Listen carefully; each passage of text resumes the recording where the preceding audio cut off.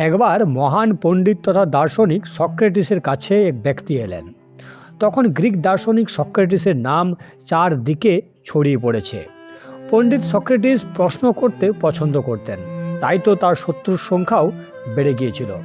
তিনি রাজার দায়িত্ব সম্পর্কে প্রশ্ন উঠিয়েছিলেন, তাই তো তার শেষ পরিণতি হয়েছিল খুবই বেদনাদায়ক। কিন্তু কথায় বলে, স্বদেশে পূজ্যতে রাজা, বিদ্বান সর্বত্র পূজ্যতে। সক্রেটিসের পরিণতি করুণ হলেও, তাকে জোর করে বিষ খাওয়ানো হলেও, তার মহান শিষ্য প্লেটো, তার পরবর্তী অ্যারিস্টটল এই বিশ্বকে সক্রেটিসের মহানতা প্রমাণ করে গেছেন। আসছি মূল প্রসঙ্গে। সক্রেটিসের পাঠশালাতে একদিন এলেন এক খুব গরিব ব্যক্তি। তার পরনে ছেঁড়া ময়লা কাপড়। ব্যক্তিটি এতদিন সক্রেটিসের নাম শুনেছেন, যে সকল সমস্যার সমাধান সক্রেটিসের কাছে আছে। গরিব ব্যক্তিটি সক্রেটিসের কাছে পৌঁছালেন এবং প্রশ্ন করলেন যে, আমি এত গরিব কেন? আপনি বলতে পারবেন? সক্রেটিস এই ব্যক্তিটির চোখে এক অদ্ভুত আগুন দেখলেন।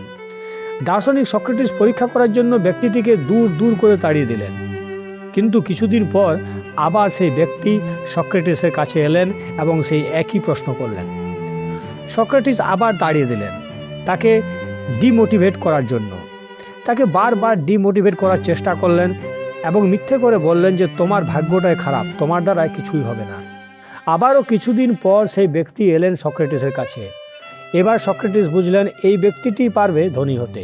তখন সক্রেটিস ওই ব্যক্তিকে নিয়ে গেলেন এক নদীর জলের মধ্যে স্নান করাতে এবং তাকে ধরে জলে ডুবিয়ে রাখলেন। বেশ কিছুক্ষণ ব্যক্তিটি জলের ভিতরে ছটফট করতে লাগলেন এবং সক্রেটিসকে টেনে হিঁচড়ে সে বাঁচার চেষ্টা করতে লাগলো। ব্যক্তিটি প্রাণ বাঁচাবার জন্য সক্রেটিসকে ট্রেনে হিঁচড়ে কোনোরকমে জলের উপরে উঠলেন। তখন সক্রেটিস বললেন, এখন কেমন লাগছে? ব্যক্তিটি বললেন, খুব ভালো লাগছে। সক্রেটিস বললেন, জলের ভিতরে কেমন লাগছিল? ব্যক্তিটি বললেন, প্রাণ যায় অবস্থা। তখন সক্রেটিস বললেন, জলের ভিতরে যেমন প্রাণ বাঁচাবার জন্য তুমি ছটফট করছিলে, ঠিক তেমনি ধনী হওয়ার জন্য তোমাকে ছটফট করতে হবে। একটাই লক্ষ্য হবে ধনী হওয়া, আর অন্য কিছু নয়। তোমার মধ্যে এই ইচ্ছাটার কমতি আছে, তাই তুমি ধনী হতে পারো নি। মনে করো এই গরিবই তোমার কাছে জলের ভিতরে থাকার মতো।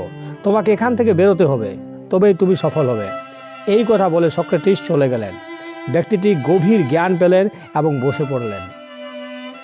এই ঘটনার 5 বছর পর সক্রেটিসের বিদ্যালয়ে এক বড় ব্যবসায়ীর আগমন ঘটল। সঙ্গে হাতি, ঘোড়া, মুক্তা, অনেক সম্পদ। সেই ব্যবসায়ীটি এসে সক্রেটিসকে ধনরত্ন দিতে চাইলেন এবং প্রণাম করলেন। সক্রেটিস জানতে চাইলেন যে কেন এইগুলো সে করছে, কেন সক্রেটিসকে দিচ্ছে এই অমূল্য ধনরত্নগুলো। ব্যবসায়ীটি বললেন, আমি সেই ব্যক্তি যাকে আপনি নদীর জলে ডুবিয়ে জীবনের জ্ঞান দিয়েছিলেন। সক্রেটিস আনন্দিত হলেন এবং কোনো উপহার নিলেন না। ব্যক্তিটি জিজ্ঞাসা করলেন, কেন তিনি নেবেন না? সক্রেটিস কিছু বললেন না। ব্যক্তিটি বললেন, বুঝেছি গুরুদেব, আপনি ধনসম্পদ চান না, আপনি জ্ঞান পিপাসু, আপনি জ্ঞান চান। আমারই ভুল হয়েছে, আপনাকে দেওয়ার মতো কোনো সম্পদ আমার কাছে নেই। সত্যি আমি নিতান্তই গরিব। এই কথা বলে ব্যক্তিটি সক্রেটিসকে প্রণাম করে সেখান থেকে চলে গেলেন। ভিউয়ার্স, ভিডিওটি যদি আপনাদের ভালো লেগে থাকে তাহলে অবশ্যই চ্যানেলটি লাইক করে দিন, সাবস্ক্রাইব করে দিন এবং শেয়ার করে দিন। নমস্কার ভিউয়ার্স, নমস্কার।